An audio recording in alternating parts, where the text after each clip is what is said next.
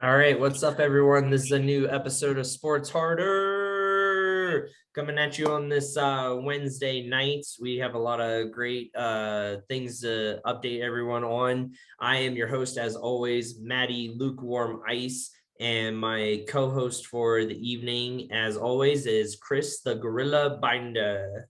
What's up, guys? Over here. Oh man, Tube! All right, so we got a lot of fun stuff to cover, some big topics, some big news that has been coming up here recently that we want to cover. The big one that we haven't been really able to talk about is the NBA season. I'm going to kind of blindside you with this one unless you've been following it. I mean, you got the t-shirt on right there. Boom, boom, boom, boom, boom. I just got back from the Jazz opening game against OKC. There you So go. two teams that I root for. Well, that was a good game, but the big thing that we need to talk about in the NBA, sounds like I have like an echo on my phone. I'm hoping it's like far enough away that it's not gonna screw up the audio on that. But yeah, it's like distracting me. The big thing for the NBA here recently has been Ben Simmons. And Ben Simmons, wanting to be traded, asking to be traded all off season. It did not happen. And then it came time for him to come to practice and different things like that. And I guess he was showing up to practice, but he was being very non-engaging, not acting like he wanted to be there. And so the coach, Doc Rivers, sends him home and suspends him. They fine him, and he's not playing in the first game.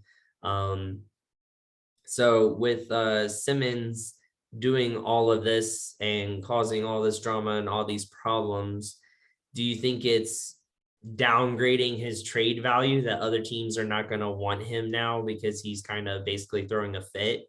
Because I mean, he's known as a player who can't shoot the three, he can't shoot a jumper, and in big game situations, like he, doesn't try to go to the hoop, to get fouled because of how he shoots his free throws. So basically, he's a good defender and he can pass the ball. Is that like adequate enough to be able to go to like another team? Basically, like what team is going to want a player that is only good at defense and can pass the ball? The Sacramento Kings.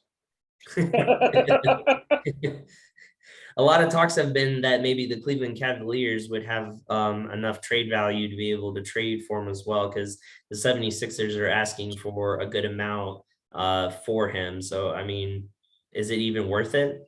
No, like he's not worth more than a second round pick, and a late second round pick at that. Like, I'm sorry, Ben Simmons is not a good basketball player. The only reason he's ever been looked at as a good basketball player is because he's huge and he can dribble the ball.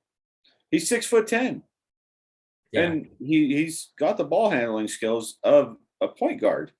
Granted, he's not on the level of Chris Paul or Steph Curry, but he definitely has good ball handling skills. But he That's can't all shoot he's the ball like got. them either. But that's all he's got. Yeah. That's literally all he's got. And you say he's good at defending. The only reason he's good at defending because he's 6'10", guarding 6'0" guys. Mm-hmm.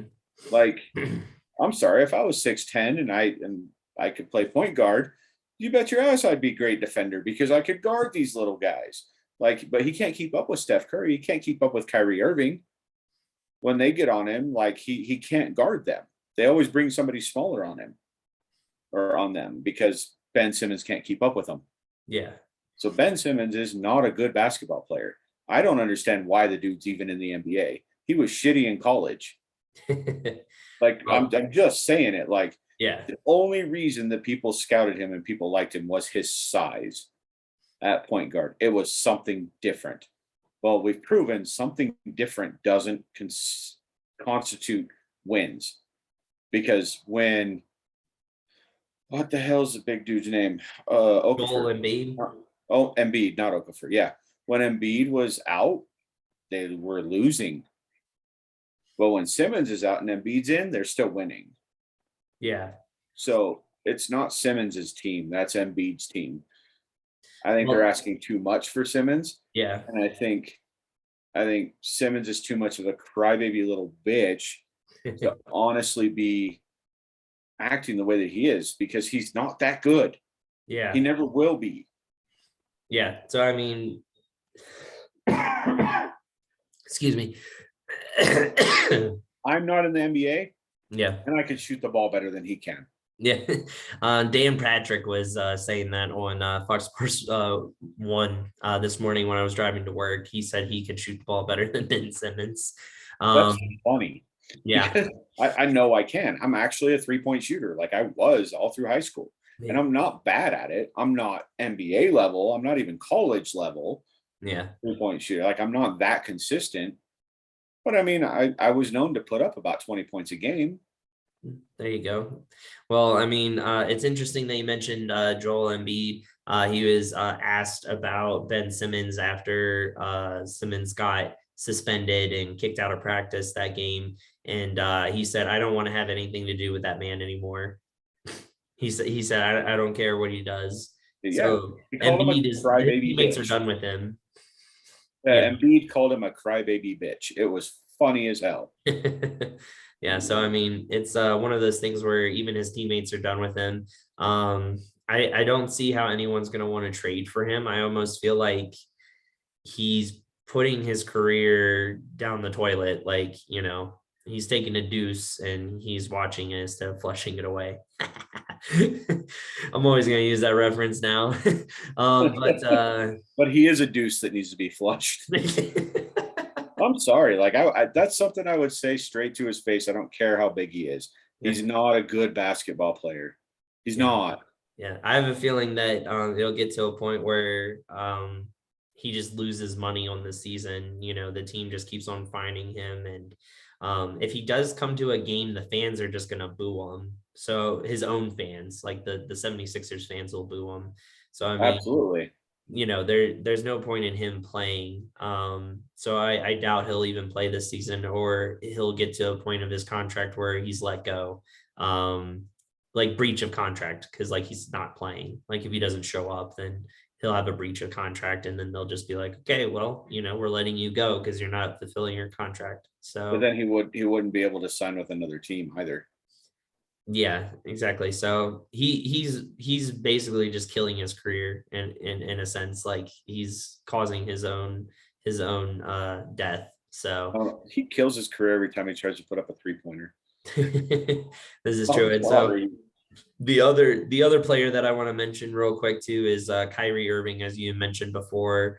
Kyrie Irving refusing to take the COVID-19 vaccine. It's not that the team is making him, but the state of New York is requiring it. So he would be able to play on road games. So if they go on the road, he would be able to play as long as it's a state that doesn't require COVID-19 vaccinations.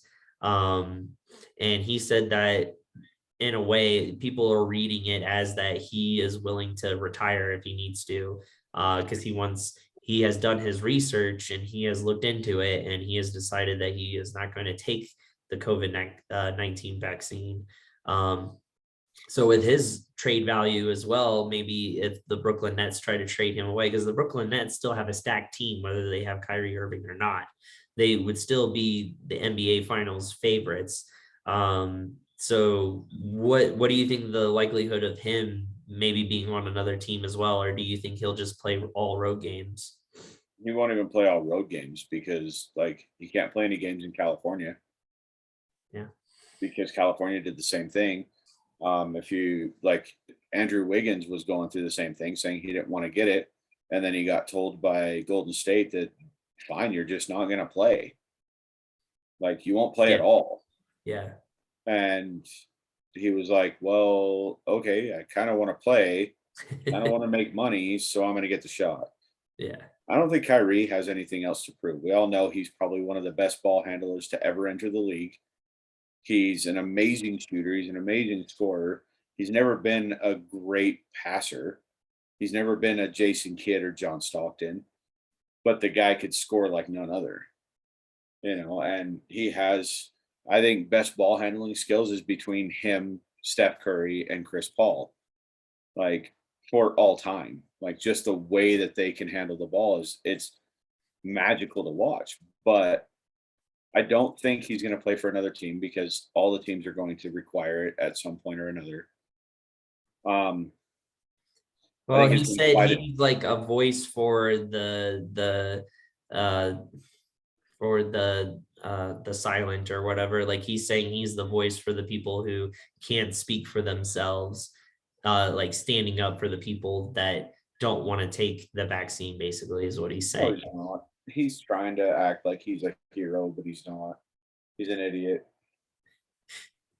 Like it's everybody's personal choice as to whether or not they get the vaccine.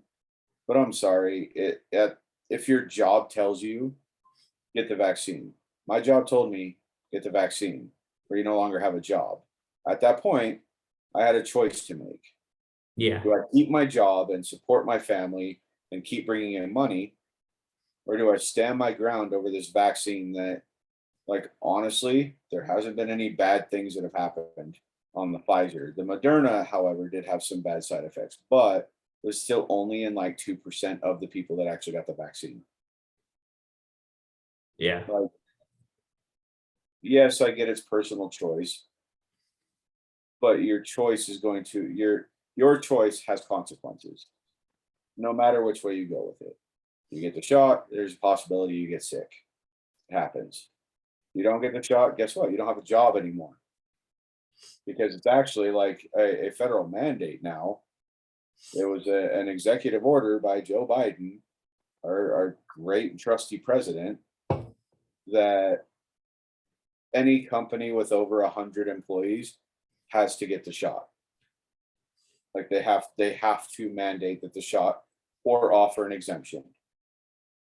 The NBA, as public as it is, and how many people they come in contact with, is a little different than say like the company I work for, because I'm not traveling all over the US coming in contact with all these press, all these fans, all these other players from different places.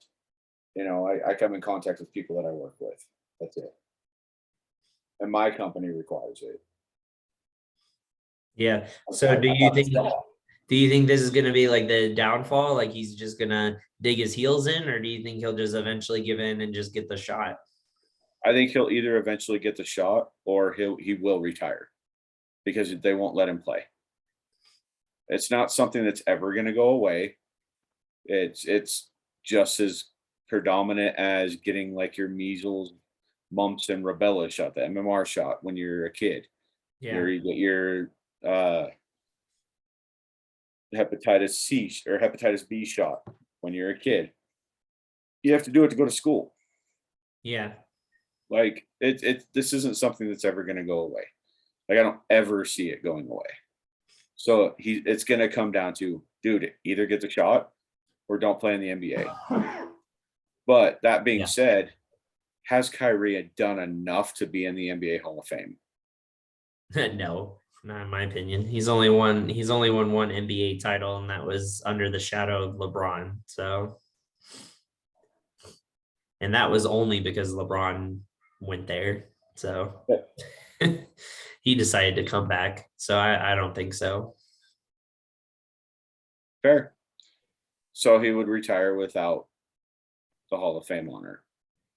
Yeah. I mean, if he got another ring with like the Nets on another team, I mean, yeah, it's under the shadow of KD, but at least it's on a different team. He'd have to get the shot Well, yeah, you'd have to get the to be able shot. to do that. So that's the thing is, do you want Hall of Fame? If you don't care about being in the Hall of Fame, don't worry about getting the shot and just freaking retire. But if you really want to get in the Hall of Fame, you're gonna have to get the shot, dude. Yeah. That's where it stands. It's a dumb choice, but it's a choice that he has to make on his own.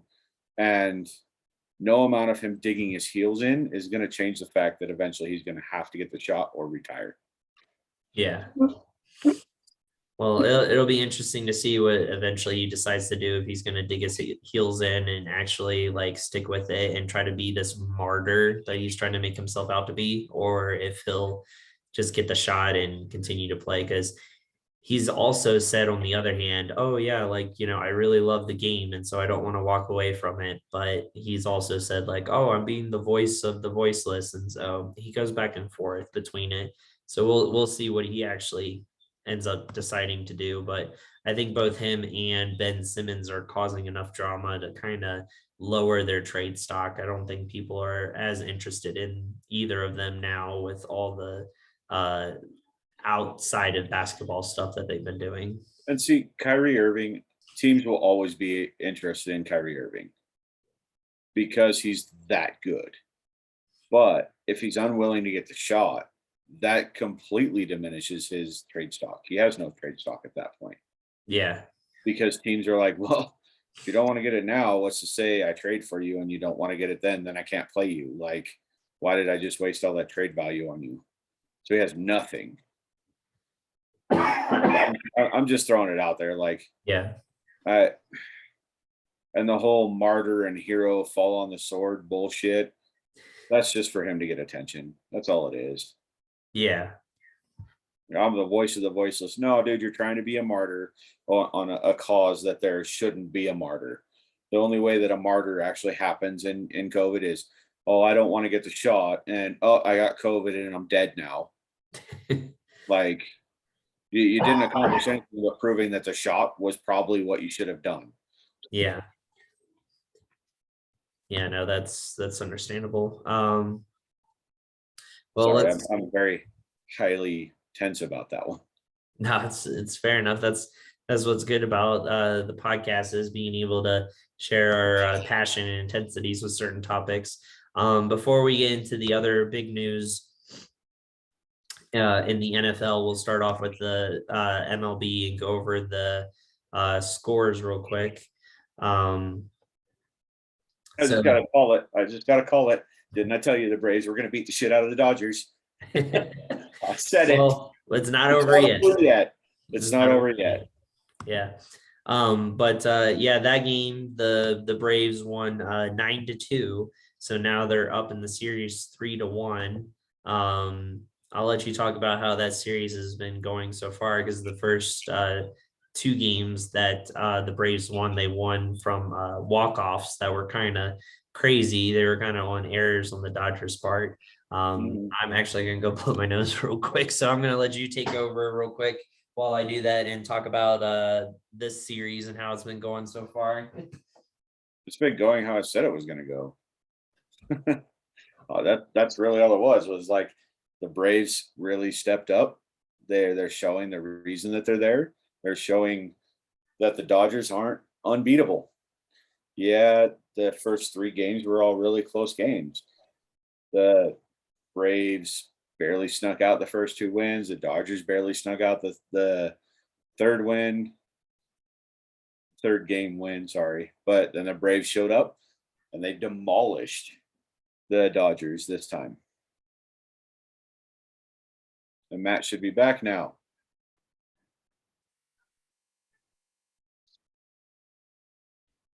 There he is. About time. Good Lord. Hey, that wasn't that long. There really wasn't much to talk about. It was just, Well, I mean, honestly, I think the the first three Braves have games. gotten lucky in the first like two wins that they had with the walk-offs, And then the Dodgers didn't blow the Braves out in the third game. That was a close game. Yeah. But then the Braves actually showed up on this game and said, "Hey, how's it going?" Well, and the Dodgers actually lost one of their players tonight too. He's not coming back for the rest of the series. I can't remember who it was. Like, I'm brain farting on it, but he's a big name player, but he got injured late in the game. Yeah, I was gonna say I'm not sure who it was either. Let me see if I click on it if it mentions it. Yeah, I can't remember who the hell it was, and that's going to bug me. Justin Turner. Justin Turner. Yeah, he got a hamstring injury. Yeah, well, that's definitely gonna affect them then. That's a big power person for him, you know. Yeah, well, I mean, it makes it obviously a lot easier for the Braves now that they're only one game away from the World Series. But the thing is, I think Major League Baseball is not going to like that. Like if it ends up being like Braves Boston, like people are probably going to be upset. No, Houston's going to end up winning that series. Well, yeah, Houston blew them out in today's game. They won 9-1. But that puts Houston up 3-2 in the series, so they're one game away as well. But it's one of those things where like Boston had been like the two games that they won, they had been killing them. The one game they hit two grand slams, one in the first, one in the second, and then in the next game after that, they hit another grand slam. They were only the second, no, they were the first team to ever hit three grand slams in a playoff series. So Boston is the first team to ever do that. So I thought, man, the way that they're hitting, it's going to be hard for Houston to come back. But then, then they win 9-1 today, and it's just like, holy cow. Their pitching finally like decided to show up.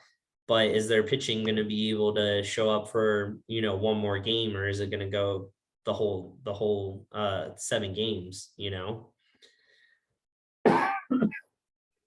I feel like it might go all 7 games. I feel like Boston will win the next one. And I And I, feel like th- I think the Dodgers and Braves will go to 6. I think the Dodgers will win the next one, and the Braves will win the 6th game, and it'll be done. and then it'll be done. Yeah. So I mean, if it's Astros Braves, I still think people kind of be upset about that because then potentially Houston could just steamroll them and then it wouldn't be much of a series. I think everybody kind of wants it to be like the Dodgers and the Astros to make it more like competitive and it's more well-known teams. I will tell you, no, the Braves are well known. Eh, The Braves have won the series before a few times. A few, Like, a few times win, like in the 80s. Chiefs, they Huh? went like 4 years in a row in the 90s. Oh, But when they had Tommy Glavine and Greg Maddux, John Smoltz, and then they had Chipper Jones. Like, dude, they were actually really damn good in the 90s.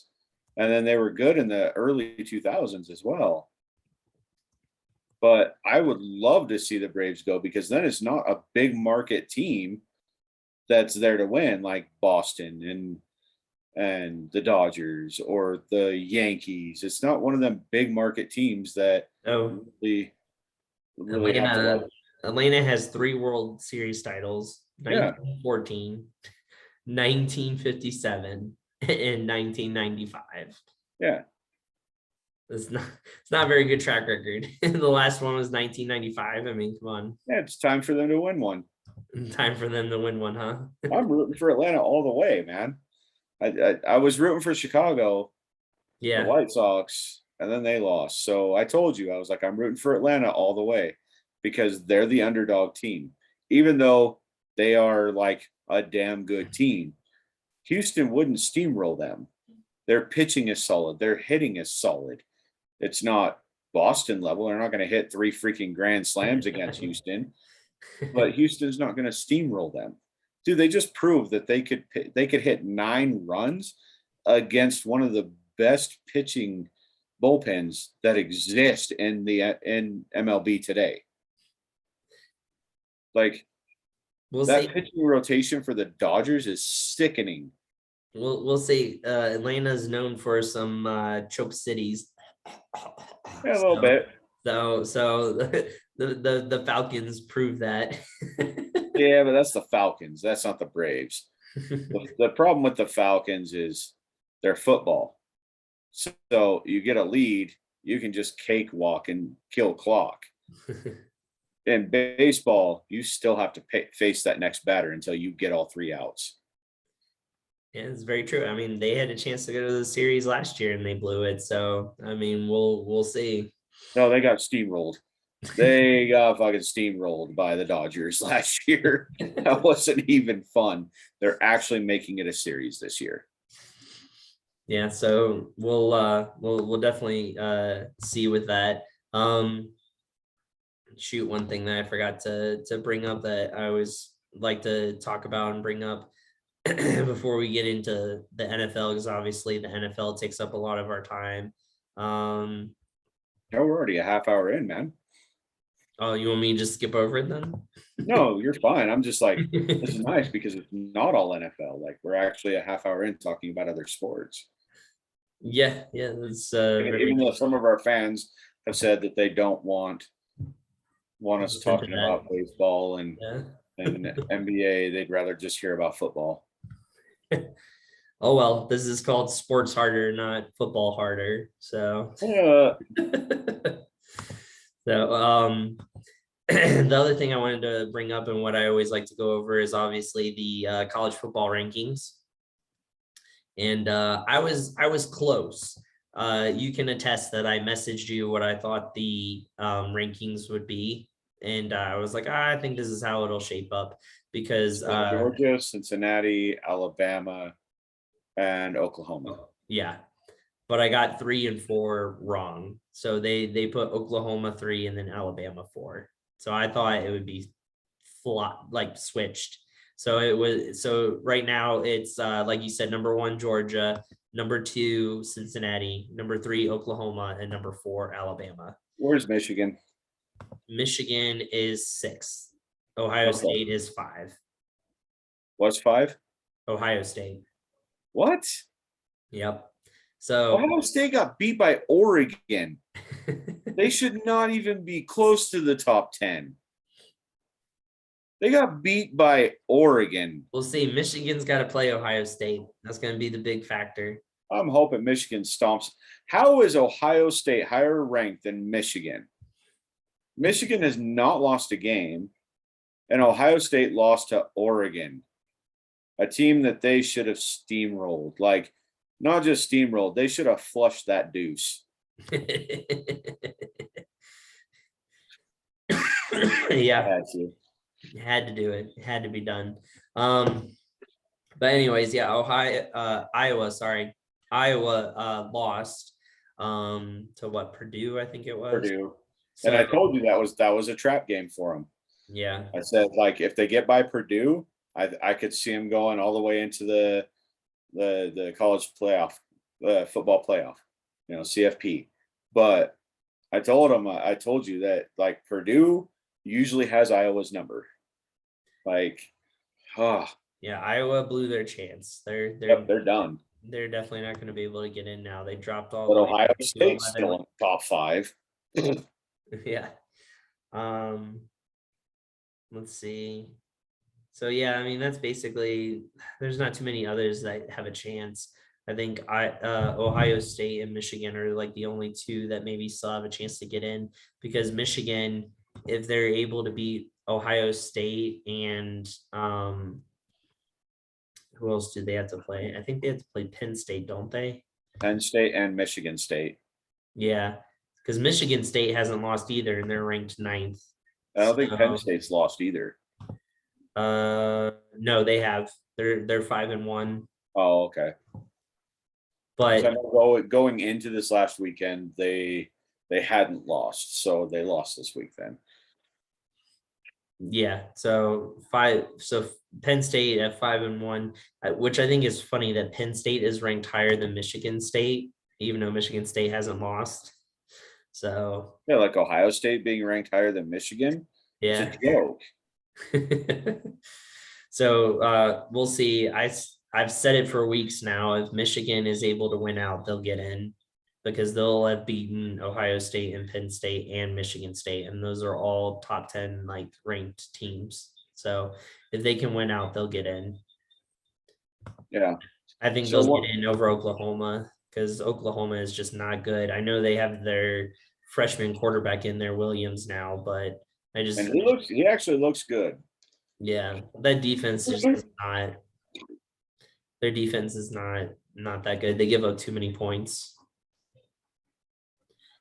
So one thing about college that I wanted to bring up is Washington State, their head coach got fired because he refused to take the COVID vaccine.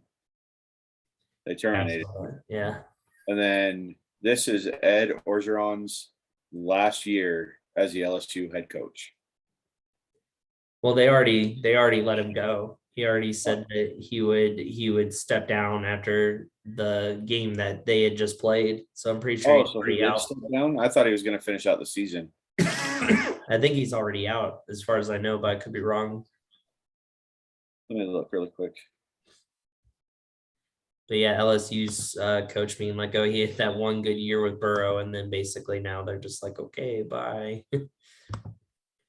Yeah, Ed Orgeron to finish out season as LSU head coach. Oh, okay, my bad. I thought he had already agreed to step down. That was announced 13 hours ago. Fair enough. So, but I think So he's actually just done with coaching. I think he's just done, period. just in general. Yeah. Well, and they haven't been good ever since Burrow. So, It's they only had that 2 years. they had that magical season, but still, like you win the national championship, and then the next year you're not even ranked, and then the year after that you're not ranked. Like, I mean, come on. I Well, it's because they did shitty scouting. mean, obviously, I mean the way that it played out for sure. Um, so yeah, a lot of different coaching opportunities that are going to open up. Because USC has a head coaching job open up, and then LSU. These are all like big name colleges, so they're going to want to get top big name coaches. I know they already asked Jimbo Fisher if he wanted to go from Texas A&M to LSU, and he said And that he said no. he said no. He said he was happy where he was at. So, but I mean, everybody says no. I mean, they're never just going to be like, oh yeah, sure, I want to leave here. Like, no, they're not going to say that like mid-season. Like, they're always going to say no. So, um, it's always a ploy. That's what you're supposed to say. Um, but yeah, so we'll keep an eye on the rankings. I feel like the college football rankings is changing like every week. So never know what's going to happen other than, Georgia always being at the top, at least for now. I thought Alabama would be, but they had that weird loss against Texas A&M. So um, let's go on to the NFL and make some of our listeners happy. All right. The Cody, this is for you. Yeah, exactly. The couple listeners that we have. So the big breaking news, obviously, today was the trade rumors for Deshaun Watson have increased now with the Miami Dolphins, that there will be a deal done by the end of the week, that he will be traded to the Miami Dolphins. So now I guess the thing is to debate or analyze or talk about is it worth it for the Miami Dolphins to put however much trade value they're putting into it. If they're giving up Tua, I have no idea, or picks or whatever it is to the Texans for a player that they potentially will not have playing this season. With everything going on, or do the Dolphins know something that everyone else doesn't know? Like, do they have some type of insight that all of these sexual accusations are like coming to an end? Maybe they know that it's coming to a close, and that's why they want to get them. Or are they still going to continue to drag out? So I guess the big debate is, is it worth it for the Dolphins to do this or not Sure, because sexual assault is legal there. in Miami? Not really. It was a joke, but I mean, it was a bad joke. But if you think about it, like that's where Jeffrey Epstein lived. Oh, well, there you go. That's where Donald Trump's golf courses are. Just Thank trying you. to, like, yeah, it's a bad joke. Sorry, guys, that was a terrible joke, but Terrible. terrible. In all reality, I think it's a bad move for the Dolphins because, like, we were texting about this earlier tonight. He's going to get over there. They're going to try to get him to play, and then the NFL is going to go, no, wait, he still has these allegations against him. We need to hold off. We're going to suspend him until further notice. And then they're without two quarterbacks that they've actually had. Well, it Like, depends if they're trading to her or not, or if they're yeah, just like trading picks, or we don't really know what's involved with the trade. not yet, but I mean, they trade Tua. they're right back in the dirt hole that they were in, because Tua's hurt, so you have Jacoby Brissett. But then you get Deshaun Watson, you're like, yeah, we've got the savior of our team. NFL goes, no, you're not doing this. We're flushing this dude down the hole. Well, And then he's suspended. And then they're back with Jacoby Brissett. well, why go through all the trouble then? Why are the Dolphins even in discussion with this? Like, what's Because the they're point if hopeful. he's not even going to play?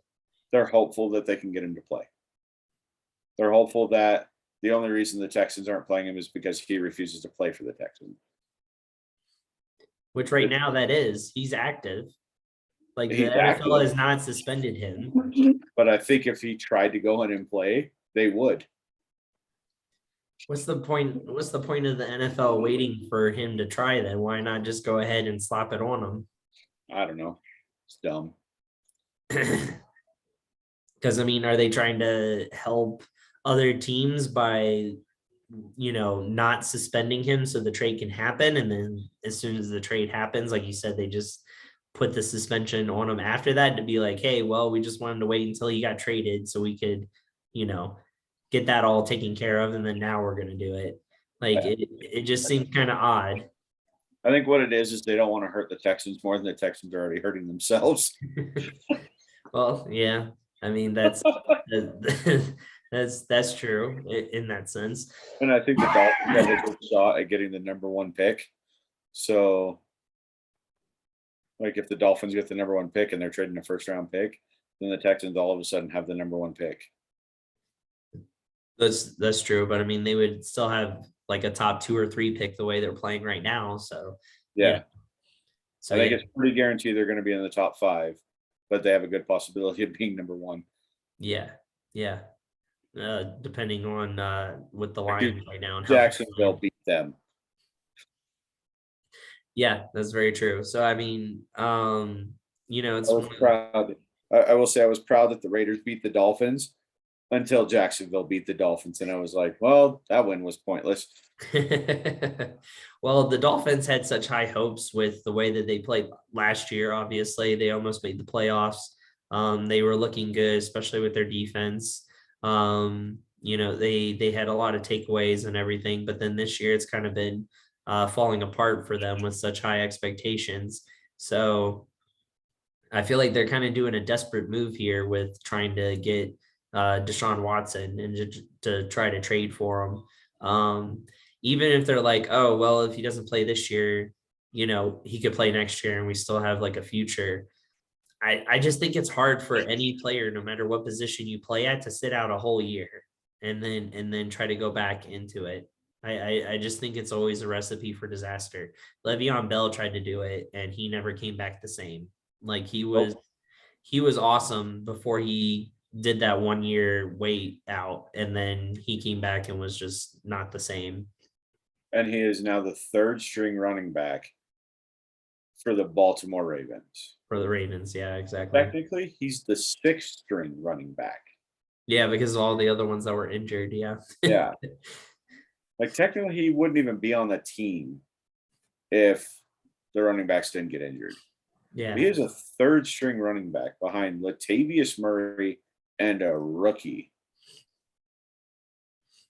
Yeah. Yeah, exactly. So we'll see. Like I said, if he sits out a whole year and then tries to play for Miami next year, I just don't think he'll be able to play at the same level as if he would have been able to play this year. So we'll see how much, I guess, of the big hammer of the NFL comes down on him, or if they kind of, take it easy on him and then, not have it be as much. And then he plays a little bit, I'm more worried about the big hammer of the federal court than I am of the NFL. Well, yeah, but like I said, maybe the Dolphins or someone, the NFL knows that that's like wrapping up or that's not going anywhere. I don't know. I mean, no one's really heard much about it in a while. So that, or they're just keeping everything very hush hush now, which is weird when everything was being all put out in the media before. So, but yeah, just big news, that will be getting done by the end of the week. So it'll be interesting to see how much Miami gives up for them, basically, is what I'm interested in finding out. Excuse me. All right. Let's see. So let's get into our NFL top 5, bottom 5 for this week. Let's get into the bottom 5 first. We always start with the worst. So we'll have you start with your top 5, and then I'll do bottom 5. So you do your bottom 5, and then I'll do my bottom 5 after that. So bottom 5, the very absolute worst team in the league right now, the Detroit Lions. Oh, They're the only team that hasn't won a game, and they're not winning this week. Just saying. There's no way they win this week. You gave me all that grief when I had them in my bottom 5 I know. times, and then now you got them as your worst. But they were in every game, and then they got blown the hell out. Like, it wasn't even pretty. They scored 11 points. Like, what? That a touchdown, a 2-point conversion, and a freaking field goal. That's it. And I don't remember who the hell they played. Wasn't it the Vikings? I think it was the Bengals. Yeah, it was the Bengals.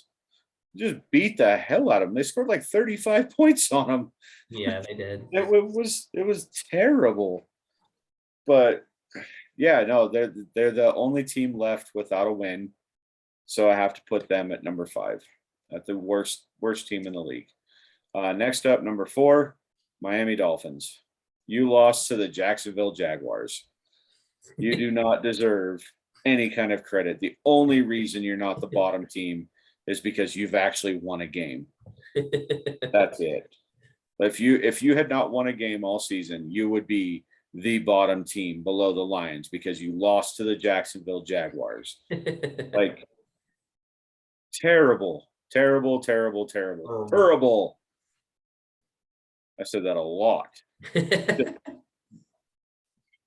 Dude, you guys are ostriches. You just stuck your heads in the sand and like, okay, kick my ass now. Like, bad. Okay, number 3, moving on. Jacksonville Jaguars.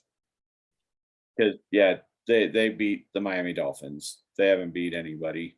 They're terrible. Like, they still played like shit against the Dolphins, but they won. They got a last second field goal, 53-yard field goal, and got lucky.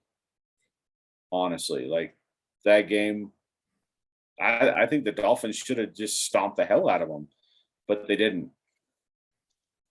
So yeah, Jacksonville number 3, Giants number 4, because obviously the Giants, and the Falcons number 5. No, take that back. Texans number 5. I'll take the Texans there. There's some close like 5A and 5B basically that you could like do, like, you know, there's a couple that you could like add on to it basically. Yeah. Bottom 8 if you when it comes to that. There's a lot of them there at the bottom this year. So yeah, I agree with you. I'm going to start off with number 5, the very worst team, the Detroit Lions.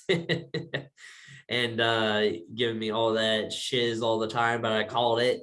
And I told you, I said, I'm not going to give golf any credit or the Lions until they win a game, and they have not. So I don't have to give them any credit. I can put them as the worst team in the NFL.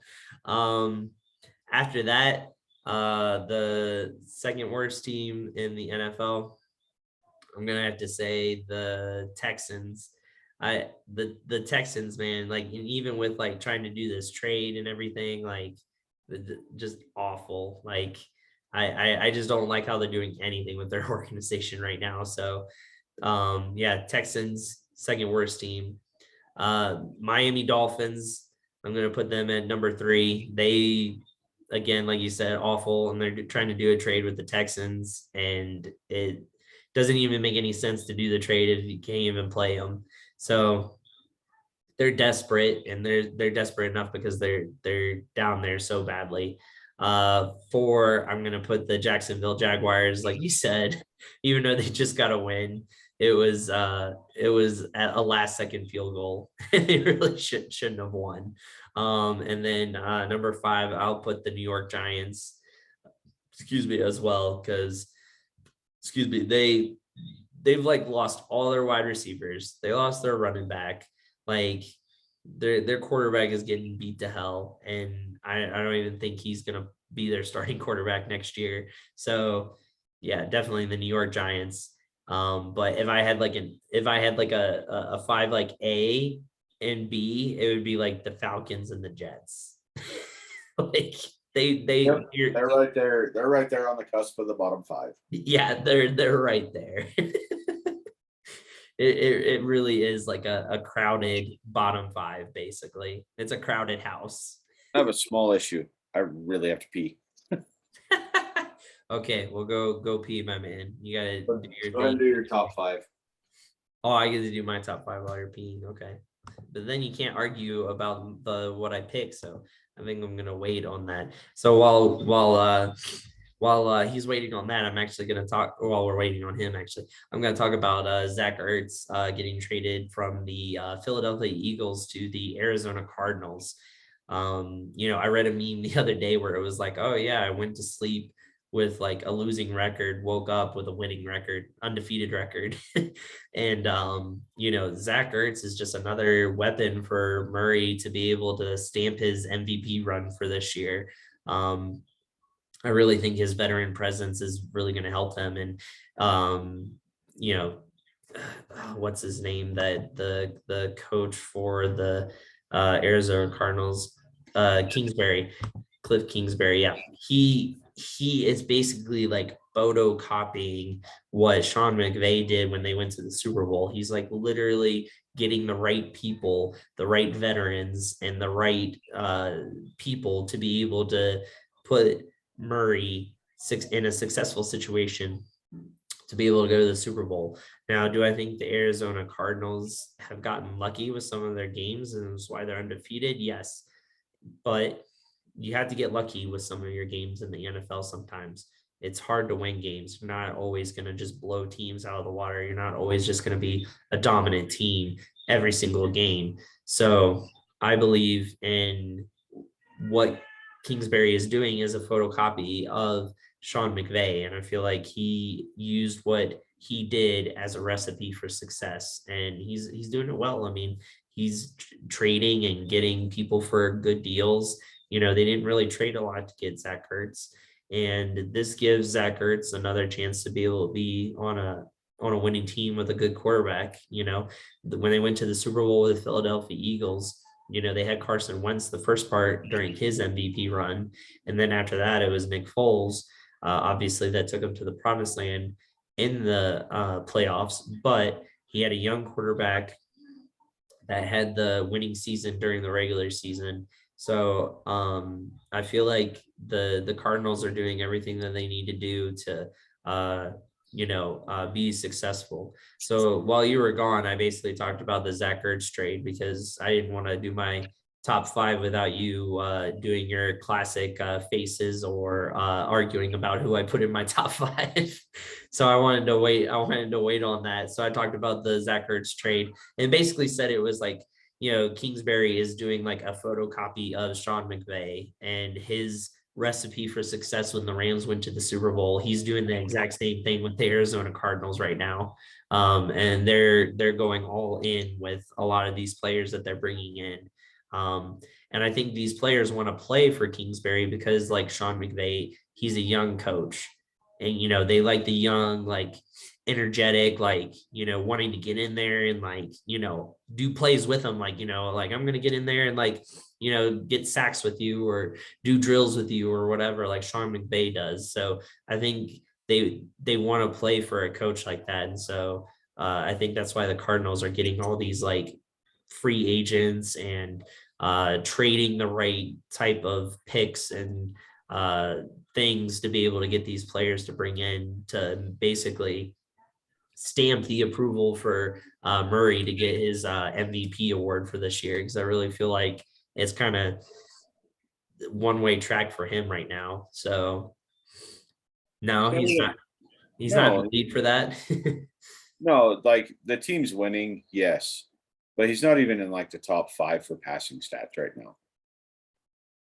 So, I mean, Yeah. I if they give it to him, it's just because he's on a winning team, and I think that's bullshit. It could be.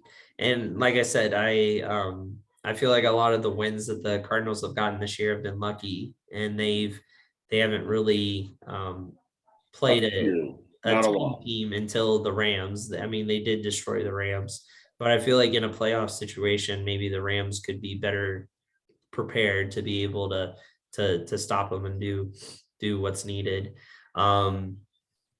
So yeah, I'm gonna go over my top 5, obviously, but I need to go blow my nose again. I feel bad because I'm like, I have like a cold, so I'm like trying to get rid of this thing. Yeah, this is terrible. We both walked away from the podcast.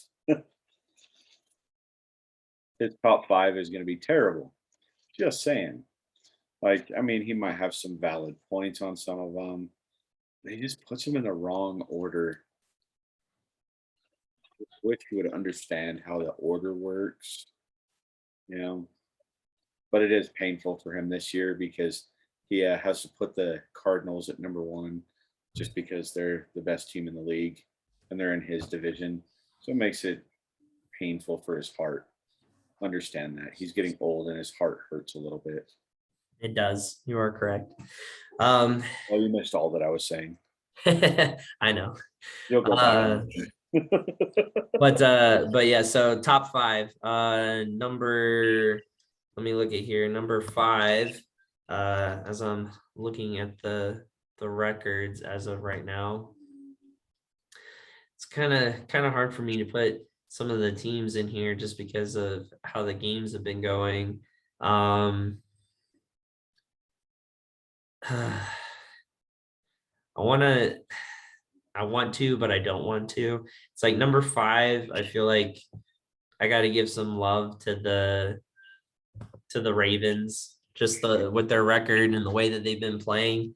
They've been grinding out and getting some good wins in here. And they freaking stomped the Chargers, which was in my top 5 last week, and they made it look like they weren't a top 5 team at all.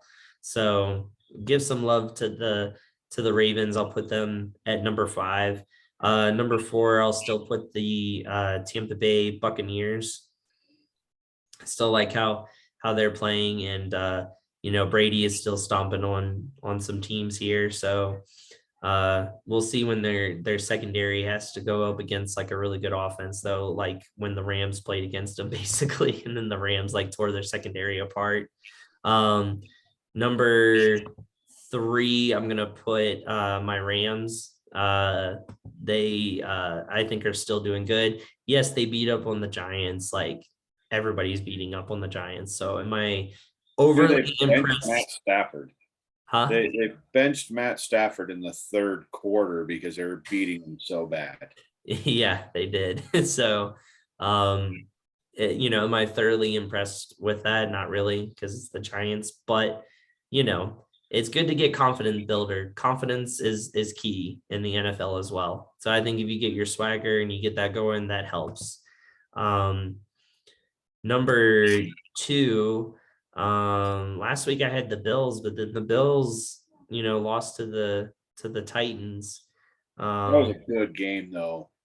It was a really good game. They just couldn't stop Derrick Henry. Yeah. And there's been talks of Derrick Henry maybe taking the MVP this year. I could see it. You think it could happen? I could see it. The guy's already got 10 touchdowns in 6 games. Like I could see him going for the record. And I think he has most what, touchdowns. 700 yards so far or something like that. Huh?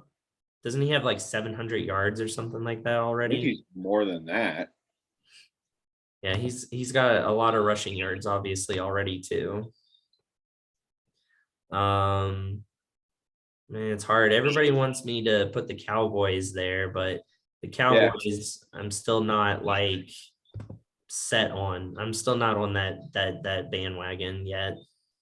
So he's had 162 attempts for 783 yards, I was right. 5 yards a carry, and 10 touchdowns already.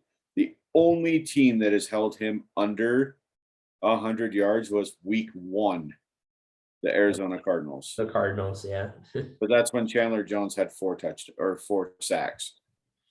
So, I mean, yeah, Derrick Henry. I saw a joke about Derrick Henry. It was a meme. It was a picture of him, and he's just standing there in his uniform. His arms are all flared up, like his uniform doesn't even fit down his shoulders because he's so damn big. And it says Derrick Henry is the guy that we all used to create on Madden to be our player. It's true though. Right? It's very true. Man, so I guess at number 2, I'll put the Packers. They're at 5-1. They still been playing good. Aaron Rodgers is getting more into things. I kind of want to talk about that game a little bit when we go over, talking about the games that stood out to us. I definitely want to talk about that a little bit. And then number 1, if you're undefeated, you got to be number 1. So the Arizona Cardinals are going to be number 1. They're 6-0. What, are you going to put the jinx on them like you did the Steelers last year? Trying to. I really want to, especially since they're in our division. The Steelers at number 1, even though they sucked last year. Yeah, so we'll see. I'm trying to. I'm really trying to. But yeah, the Cardinals, they're 6-0. They added Zach Ertz, so I mean they added another weapon. So defense is playing really well. So we'll see. They have a pretty easy schedule coming up, especially like them and the Rams, I guess, and the Seahawks and the 49ers, because all those teams play the same teams. So so they all have like an easy schedule coming up. So the Cardinals will have like Houston and the Lions and all the teams that we're going to play coming up as well. So so yeah, right now the Cardinals could easily go like 9-0 or 10-0 to start. I'd like to see him go 16 or 17-0, and then win the Super Bowl. I wouldn't laugh in Brady's face and go, "Ha, we did it." I would not. I'd be very sad if that happened. Yeah, no, it's not going to happen. They still got to play the Rams one more time. Yeah, so they potentially play the Rams in the playoffs too. So yeah, so they're guaranteed at least one loss there. So time for my top 5.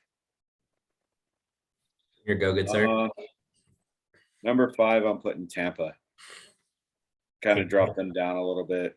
Tom Brady didn't have a great game the last game, but they still won. They snuck out the win. Their defense really is kind of suspect. Their linebacking core is scary, but their secondary is very touch and go. Like sometimes they're good, sometimes they're not. It really just depends. So I'm putting them number 5. Number 4, I'm giving love to the Baltimore Ravens.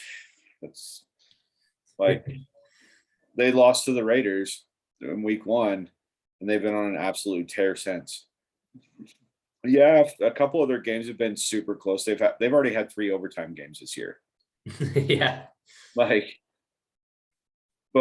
the way they dismantled the Chargers, that was almost embarrassing. Like, I've always said Lamar Jackson's not a good quarterback, but he was actually a good quarterback in that game. It wasn't just running. Like, he was throwing the ball all over. Granted, he's got one of the most talented receivers that if you put like that receiver with like a Tom Brady or an Aaron Rodgers, like gonna easily be a 1,500-yard receiver. That's Hollywood Brown. Like Hollywood Brown is a freaking monster.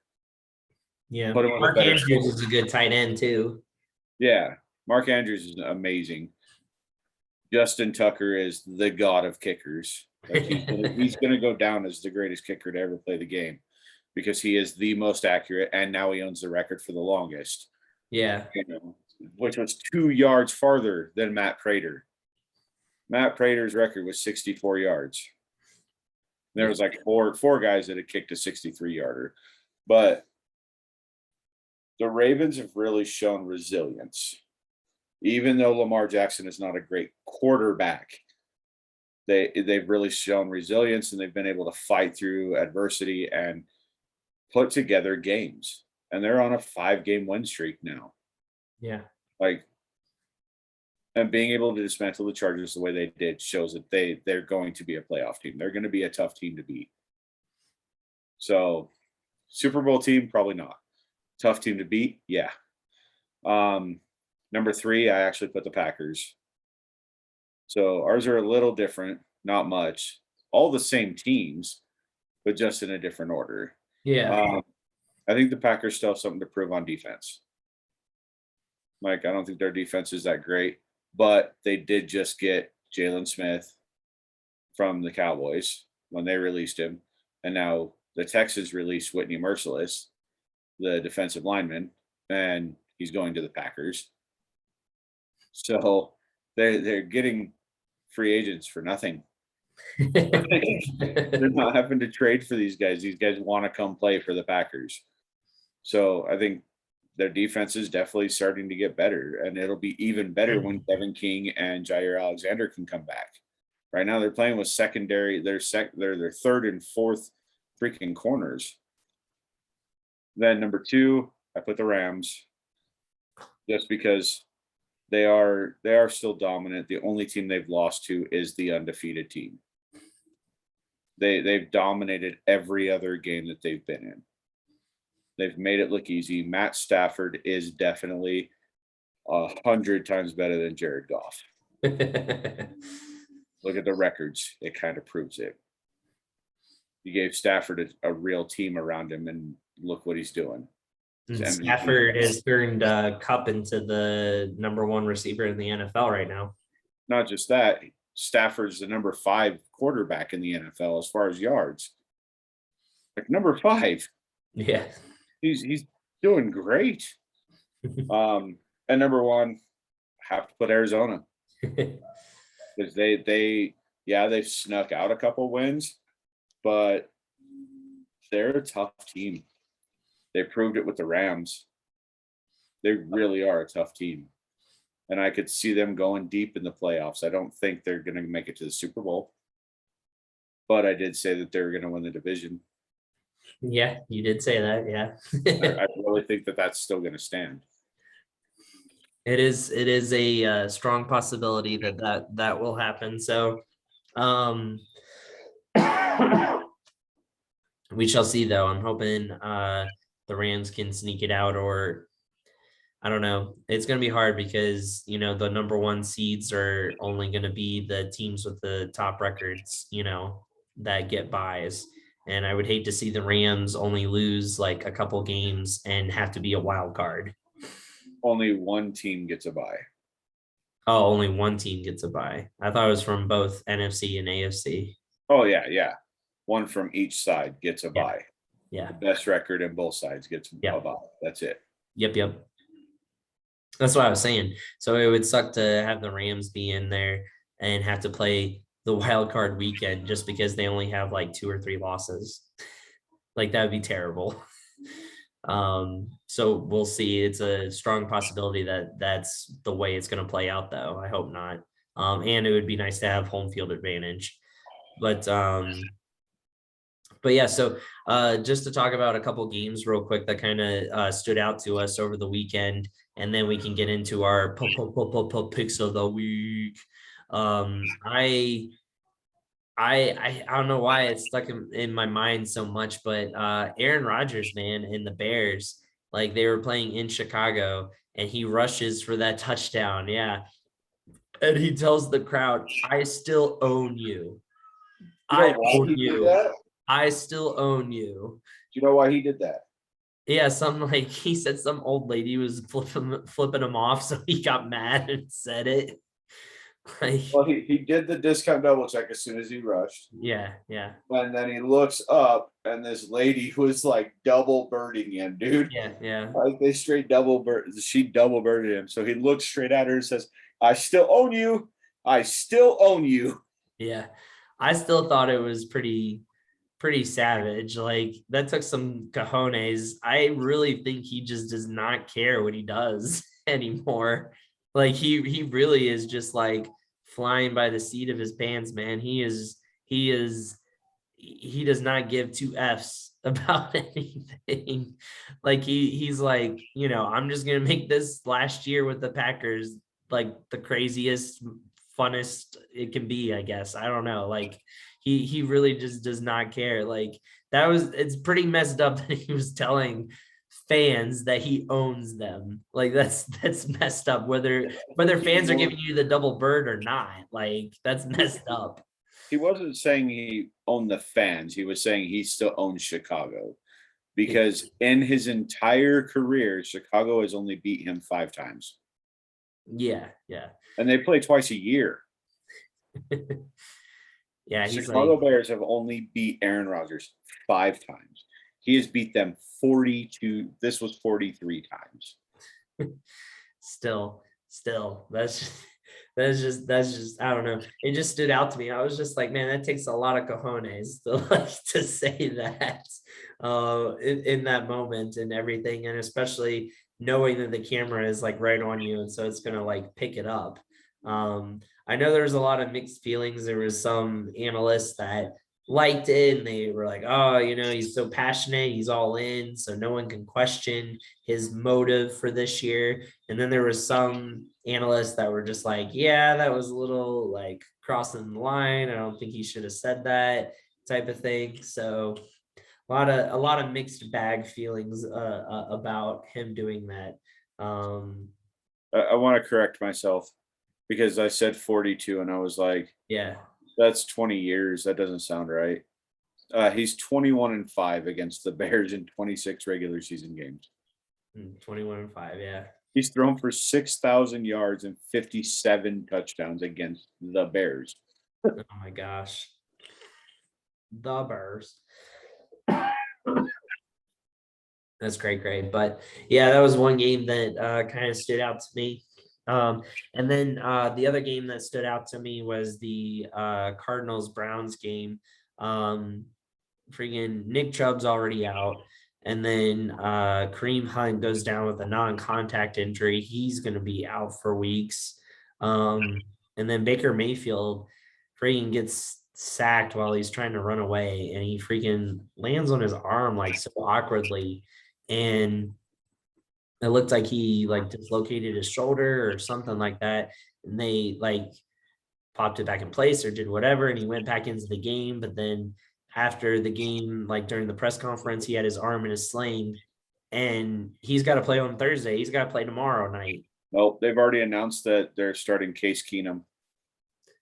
Yeah, he was saying that he was going to be good to go, but it sounds like that's not the case. So I feel like the Browns are browning up their season. I don't know how else to phrase it. Like, they always have such high hopes. And, there was talks of maybe trading Odell and getting rid of him and getting something back for him. And, they have all these injuries that's happening to them. I feel like the Cardinals can't really take that as like a big win. I know everyone is like, oh, it was the Browns, and the Browns have a good team this year. So, the Cardinals beat a good team, but I feel like they beat a beat up team is who they beat. They didn't beat up. They didn't like really get a good win against a solid Browns team. Yeah, I mean, I could see that. The game that really stood out to me was really the only game that I watched. Honestly, it was the Raiders and the Broncos. So there was only one analyst that picked the Raiders to win that game, which totally fair because of the way that they played the last 2 games. Like they played like garbage the last 2 games. They did not play well at all. But they came out with a revived spirit. Both the Broncos and the Raiders broke their streaks of games without scoring on the first drive, without scoring a touchdown on the first drive. The Raiders were hit like 22 games, and the Broncos were at like 40 something games since they'd scored on the first drive. And they both did it. They both scored a touchdown on the first drive. It looked to be a really good game. It was going to be a back and forth game. And then, dude, the Raiders D line just stepped up. Like, they collapsed that pocket around Teddy Bridgewater damn near every play. Like, that was insane to see. They had 3 interceptions. They had 5 sacks, 6 sacks, 5 or 6 sacks as a team. Dang. And Max Crosby had 3. Like, watching him play is so much fun. I will say, like, that game was actually a lot of fun to watch because it looked like they finally put the Gruden thing behind them, and they just went out and played their damn game. Like, they played well. Josh Jacobs still didn't do well because our offensive line sucks. But Derek Carr looked clean in the pocket. I think he got hit a couple times, but he didn't look scared. And some of the throws he were making, like, he made this one to Darren Waller. Like, he scrambled out and just turned and bombed it down the field. I think it was like 22 yards. And I mean, he was on the run, and on a dime, Darren Waller caught it, toe tapped. Darren Waller toe tapped. The dude is 6'8", 290 pounds. He is an offensive lineman. He's a big boy. And he toe tapped. Like, I mean, just beep, like on his toes, ballerina style, and slid out of bounds. It was beautiful, beautiful to watch. I don't know. That game it really stood out to me because it showed to me that the Raiders were here for real. The Raiders are here to play. You know, the Broncos, yeah, they really haven't beat anybody that good this year. They were 3-0, now they're 3-3. But they just came out fighting, like, from the very beginning, and they never took their foot off the gas pedal. And that's the one complaint that I've had about them under Gruden was they would get a lead, and then they would just go conservative as hell. And it's, oh, run 3 times, punt the ball. Run 3 times, punt the ball. And then all of a sudden you're losing the game. And then you have to play from behind. And it's not cool. They never played from behind in that game. That was nice to see. Being a Raiders fan, it's a good feeling. It was a really good feeling to actually see. And you see them on the sidelines, and they're laughing, they're joking, they're having a good time. There's no tenseness. And Josh Jacobs actually came out after the game, and he's like, you know, as much as I loved Gruden, as much as I respected him as a coach, I've lost a lot of respect for him over this whole thing. But as much as I respected him, I always felt like we were walking on eggshells because we'd come back from a bad play and we'd get swore at, or the refs would be getting yelled at. We didn't have any of that on Sunday. We came back, and it's all right. You'll get them next time.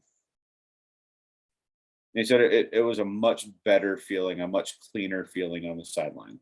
Yeah. It's awesome. And I just want to point out the Raiders have 15.5 sacks already this year through 6 games. How many sacks did they have all year last year? What, like 5? 16. Oh, well. It's 16 sacks all year last year. Yeah. They need 1 sack to pass that. And there are only 6 games in the season. They only had 3 interceptions all year last year. They had 3 in 1 game. So yeah, it's definitely a different defense than last year, obviously, and that was Much better all for you guys. Yeah, I'm loving watching it. Awesome. Well, excuse me. Well, let's get into our picks of the week. Get those picks of the week going. So let me get the updated score here real quick. We both almost went perfect.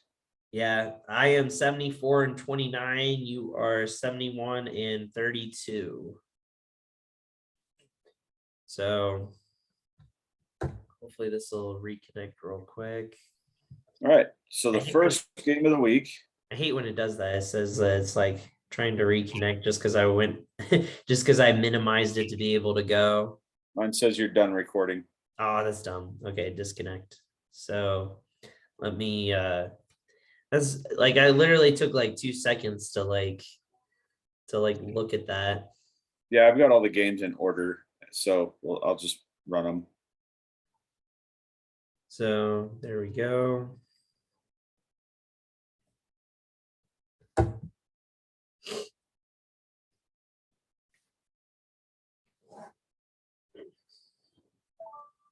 There we go. Okay. Alrighty. And we're So back. there you go. All right. So game one is our Thursday night game.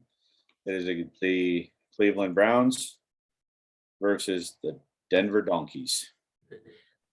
Excuse me, both teams at 3-3. Really? The Browns are at 3-3? Yeah. I thought they would be better this year. Wow. So since you are behind, good sir, as always, you Pick first every week. This is bullshit. because you're always behind. Yeah. I think with Case Keenum starting, they don't have Kareem Hunt, they don't have Nick Chubb. Their defense really isn't the level that I thought it would be because they picked up some good players. I thought they would have like top tier defense, like an unstoppable defense. Yeah. Their defense looks like shit. Teams have been able to like throw the ball over them, run all over them. I think this is kind of a payback game. And Oh, he's going with the donkeys. I have to. I think all around they're right. They will come in as a better team than the Browns will. Let's see. They are playing in Cleveland as well. Man, you do make a good case for your Denver Donkeys there. Not my Denver Donkeys. Don't ever let those words come out your mouth again. They are not mine. Hate this team. Um uh hey, you picked them. With all that, I think I might go with the Broncos as well, just because too many injuries plaguing the Browns right now, and Bridgewater has still been looking good. You know, he hasn't looked terrible, obviously, but I think once he gets like Jared Judy back, it'll help out a lot too. So just gotta wait on him to get back from injury. Yeah. All right. So next game up, we have the 3-3 Kansas City Chiefs versus, I believe, the 4-2 Tennessee Titans. You are correct. I'm actually going to go with the Titans on this one. I think the Titans are going to run over the Chiefs defense. Their defense is terrible. They are a lot like they are allowing so many points a game. I mean, yeah, they stopped the Washington football team. That's not a big deal. I like yeah, you know, they have that great offense, but the way that Tennessee played against the Bills, it gives me hope. So yeah, I'm gonna go with the Titans. Excuse me. They were losing in halftime to the Washington football team. Yeah, They they were were losing losing 10-13. Yeah. Yeah, no, it was 14-13, I thought. No, 10-13. Was it 10-13? Oh. Anyway, Derrick Henry's popped out of his bubble from the first week and has been completely unstoppable. Like he's 140, 150 yards a game. He's already got 2 games this season over 200 yards. Like he is absolutely unstoppable. And I don't think the Chiefs defense is good enough to stop him. So yeah, I'm going with you, and I'm going with the Titans on this one. Nice. Derrick Henry is just an interesting story in person in general because he didn't start off so hot with the Titans, you know, and they drafted another running back, a top running back, like No, they traded for DeMarco Murray from the Cowboys when they drafted him. Oh, well, I mean, there you go. And they had Yeldon as well. He was like a top running back in college. From Alabama. I thought Yeldon went with Jacksonville. Did he? Yeah, TJ Yeldon was Jacksonville. I just remember there was another like top running back that he was like sharing the load with, and then Yeah, that was DeMarco Murray. Was it? Yeah. Because DeMarco Murray was like 1,300 yards with the Cowboys, and then he was a free agent. So the Titans picked him up. I was gonna say he started off slow. Henry wasn't really doing all that much, and then he just like broke out when he got the starting job, like out of nowhere. And he's just been 2 straight years of since. rushing. 2 straight years of rushing titles. Yeah. And the only other player to do that was Adrian Peterson. Nobody's ever done 3. And I honestly think he's en route to 3. Yeah, he'll get it again this year. Yeah. Yeah. All right. So next game, 5-1 Green Bay Packers versus, I believe, the 2-4 Washington football team. Or are they 3-3? I think they're 2-4. 2-4. Yeah, you're right. Okay. So I'm doing this off of memory, dude. I don't have it pulled up. I'm just remembering. So this is my pick first, right? Yeah. Okay, I'm gonna go ahead and go with the ups, the lock. He's going with the lock. He's gonna lock this one in. The Packers are gonna take the win. Cha-ching. Awesome. Well, I'm going with the Packers on this one too. Obviously, I can't lock it up like you did, but definitely gonna pick the Packers. And then he'll yell at someone that he owns the Washington football team too. So no, terrible. All right.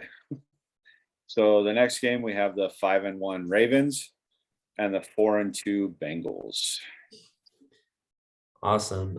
Man, the Bengals have been looking good. They're not. Jamar Chase is a beast. They're not an easy team to play against like they were last year. But the Ravens, the way they've been running the ball and playing, I got to go with them. They're in my top 5, so I'm gonna go with the Ravens. Really? They're in my top 5 for a reason. I really don't think I can pick against a top 5 team. Like that's the whole point of putting him in the top 5. I put them in the top 5 for this week. I don't think they're gonna win the Super Bowl. I don't think they're gonna be in the top 5 when it comes down to the end of the season. I'm actually gonna go with the Bengals on this one. Wow. I don't think they have the defense to stop Jamar Chase and the Joe Burrow show. Okay. Fair enough. I like it. Oh, I wanted to bring something up about the Bengals that I found out yesterday that I didn't realize. Andy Dalton and AJ Green were in the exact same draft class. I thought AJ Green had played with like Carson Palmer. I thought AJ Green was in the league longer, but he didn't. I thought he played with Carson Palmer as well. Yeah, he was drafted in the same class as Andy Dalton. Oh. Andy Dalton was drafted in like the 1st or 2nd round, and AJ Green was drafted in the 3rd round. Oh, there you go. I didn't know that. Yeah, neither did I. So AJ Green's younger than I thought he was. All right, next up, we have the 1-5 New York Giants, right? Yeah. Versus the 3-2 or 4-2. Or are they 3-3? 3-3. They're 3-3? Yeah. Carolina Panthers. And this is my pick first. Panthers are going to have lunch. And they're going to get full. Really full bellies. Panther bellies are going to be full because they're going to be eating Giants for lunch. Panthers take this win. Yeah, definitely going with the Panthers. Giants are in my bottom 5. Can't pick bottom 5 team. And Here's a really scintillating team or scintillating game. The 1-5 Dolphins versus the 1-5 Falcons. 2-3 Falcons. No, they're 2-4. Oh yeah, because they had a bye week. Yeah. They've won 2 games. Yeah. Who the hell did they beat? I'm um, just kidding. I don't care. No, obviously they're shittier teams. they're both bad teams. Yeah. So I get to pick first for this one. Man, I guess I'm gonna go with the Falcons on this one. The Dolphins have just been playing so terribly. I'll go with the Falcons. Why not? Upset alert. Just kidding. I'm going with the Falcons too. Terrible, terrible, terrible. Horrible. All right. So now we have I believe the 2-4 Patriots, or they're 3-3. 2-4. 2-4 versus the 1-4 Jets. Correct. Yeah, because I think they had a bye week, right? Yeah, they did. Okay, so they've really, really prepped for this Patriots game. And it's rookie quarterback, the number 2 pick, versus rookie quarterback, like the number 11 pick, I think. I It's don't like remember 10 where or 11, yeah. Yeah, I think it was like top 10. So it might have been number 10 that Mac Jones was taken. But honestly, I think Mac Jones is the better quarterback. Like, honest to God, he's the better quarterback. And I think the Patriots continue their domination over the shitty Jets. Or as Big Daddy would put it, the goddamn Jets. I'm gonna go with the Patriots as well on this one. I think Belichick can outcoach the Jets. All right. Next up, the 2-4 Eagles, or 2-3 Eagles. Can't remember if they had a bye week. 2-4. 2-4 versus the 4-2 Las Vegas Raiders. The Raiders. Yeah, I'm gonna go with the Raiders on this one, and they're going to flush the douche. They're not gonna watch it. They're gonna flush it. They're gonna flush it and move on. I had to do it both ways because Southern Hemisphere goes the opposite direction. See, there you go. Exactly. We gotta cover all bases. Yep. Yeah, I'm taking my team as well. So no chance in hell the Eagles are beating them, especially in the Death Star. Yeah, exactly. All right. Up next. Ooh, I get to pick first on this one. I'll be nice. No, screw it. I've already picked my lock. So the 0-6 Lions versus the 5-1 Rams. That's gonna be your upset pick right here. Yeah, sure. Upset. Bullshit. I can't. No, I can't have my bottom team beat my number 2 team. Just not gonna happen. It's the Rams all day. They're gonna stomp the hell out of Jared Goff. I want to see Jalen Ramsey get a pick 6 and at least 1 or 2 interceptions. I want to see Aaron Donald smash Jared Goff into the ground at least 3 times. Yeah. I think it would be beautiful to watch. He's gonna like reach down and pick him up and just be like, just give him the pity pat. Just sorry, man. Like that one's for my first season. Then he's gonna hit him again. That one's for my second season. Hit him again. That's for losing the Super Bowl, asshole. Right? He's like, we did our job. You didn't do yours. Yeah. Yeah, I'm gonna go with the Rams as well on this one. I always got to go with my team. You're not locking that in? No, I don't want to jinx them. I feel like I jinx them when I lock them, so I'm not gonna lock. Oh, you got another game that you're gonna lock. I see. All right, so we've got the 5-1 Tampa Bay Bucks, right? Or are they 4-2? 5-1. 5-1. And then we've got the 3-3 Chicago Yep. Bears. Yep. Your pick first. So I get to go first. Yeah, I'm gonna go with the Bucks. That's an easy pick. Like definitely going with the Bucks. Same. Like that. No, terrible. Maybe Brady can say something clever. I still own you, or I rent you. I don't know. Instead of owning, he rents them.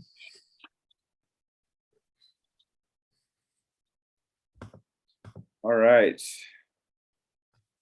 We have 3 games left. You haven't done a lock or an upset, and I haven't done my upset.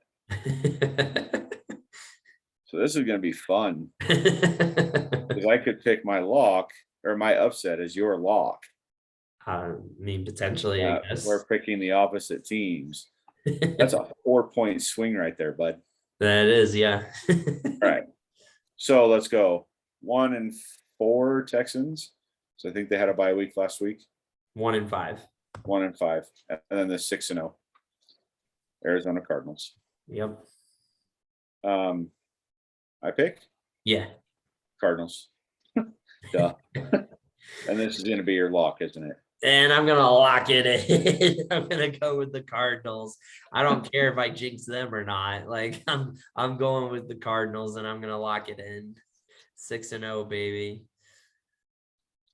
All right. So we've got the 2-4 Colts versus the 2-3 San Francisco 49ers. Am I right on those? Yes, yeah. 2-4 Colts, 2-3 Niners. Yep. Is it my pick, right? Because I locked Yeah. in the last one. So I'm putting this as my upset. Upset alert. Which one's the upset? They have the same amount of wins. No, 2-3 and 2-4. So you're taking the Colts? No, I was gonna go with the Niners, but I guess technically I can't do that as an upset since you're right. They both have the same amount of wins. They're both 2 wins, and the other one had a bye, so that's why they have one less loss. So Well, the problem is we have to allow one of us to take this one as an upset. Like the other game is going to have to be an upset as well. There's only 2 games left. There is only 2 games left. That is very true. So if you want to take this as an upset, I have to allow it. Well, not necessarily. I mean, it just depends on how you look at it. Like if you feel that the Niners beating the Colts would actually be an upset, because the second game is the Seahawks and the Saints. So the Seahawks would have to be the upset over the Saints. Really? Yeah, because the Seahawks are 2-4 and the Saints are 3-2. Oh shit. Yeah. So we didn't really excuse me. You you should have taken the Bengals as your upset because they had a worse record than who they were playing, and you picked the Bengals to win. So you should have taken that as your upset. Tell you what, just put that in as my upset then. The I was Bengals. thinking about it. I didn't really think it too through. Like The Bengals. I think the Bengals will win that game against the Ravens. Yeah. But I don't know how else we would balance the upset because this week is a lot of good teams playing a lot of shitty teams. It really is, yeah. So, Especially with all the other it's teams really being hard to have biased. an upset. Yeah. So all right, so yeah, Bengals will be your upset then against the Ravens. Okay. And then it just depends if you feel like the 49ers would be an upset against the Colts or not. I'd say if you want to take the other game as your upset, you can. Do you prefer this game or your other game as your upset? I would feel better about the picking the Seahawks, especially with the record, because these records really don't count as an upset. Yeah. I'm still gonna stick with the 49ers though. Okay. Well, I'm going against you on this because Oh. I honestly think the Colts are on a 2-game win streak, bud. The Colts are actually looking good. They almost beat the Ravens. They fell Yeah. apart at the very end. Yeah, they choked that away. Yeah. I don't think they're going to choke it away against the 49ers. I think the Colts get this one done. Fair enough. All right. So as we were talking about the last game, the 2-4 Seahawks, 3-2 Saints. I pick first. Yep. I'm gonna take the Seahawks. Oh, you're gonna take the Seahawks. I'm surprised. Fair enough. Well, I mean, we I already think we're better know. than the Saints, Oh, but they have Geno Smith, so that's the part that hurts. yeah, I was gonna say Gino doesn't help their chances. He did not play well in the game. Yeah, I'm gonna go the Seahawks as my upset. Um, we'll see if Gino can turn it around and get some better connections with the wide receiver core that he has. If he doesn't, they're going to sign Cam Newton. Calling it bold prediction right there. Not really. They've already had talks with him. Oh, really? Yeah, they announced it like yesterday that they'd already had talks with Cam Newton. Oh, well, there you go. Well, that would be very interesting if they brought him in. I don't think he would do any better than Gino, but hey, if they feel like that's what they need to do, then good on them. Yeah. Alrighty, well, that takes care of all of our picks of the week, especially with having so many teams on buys. And like you said, a lot of really good teams playing a lot of crappy teams. So it was kind of hard to pick upsets.